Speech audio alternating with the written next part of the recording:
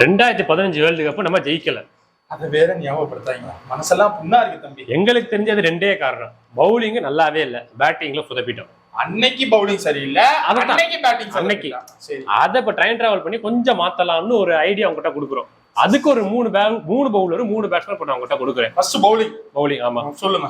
அனில் கும்ளே, சரி, ஜஹீர்காந்த், ஸ்ரீசாந்த்.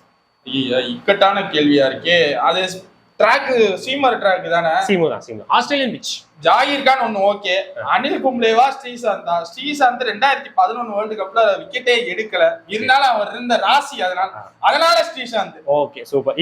பேட்டிங்ல சச்சின், தாதா, டிராவிட். சச்சின், கங்குலி, டிராவிட், இவங்க 3 பேர்த்தையும் கொடுத்து நான் போய் உட்காந்துடுறேனே. இவங்க 3 பேரும் பண்ணட்டுமே. 3 பேர் பண்ணக்கூடாது, 2 பேர் தான்ப்பா.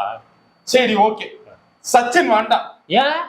சச்சினுக்கு தான் ஏற்கனவே 2011 வேர்ல்டு கப் இருக்குல்ல, அவருக்கு அந்த கப்பாசை இருக்கட்டும். சூப்பர். அதனால கங்குலியும் தாதாவும் 2 ஒண்ணுதான். கங்குலியும் டிராவிட்டும் இருந்தா ஜெயிச்சிருக்கலாம். ஆனா டிராவிட் கொஞ்சம் யோசனை கமெண்ட் பண்ணுவாங்க.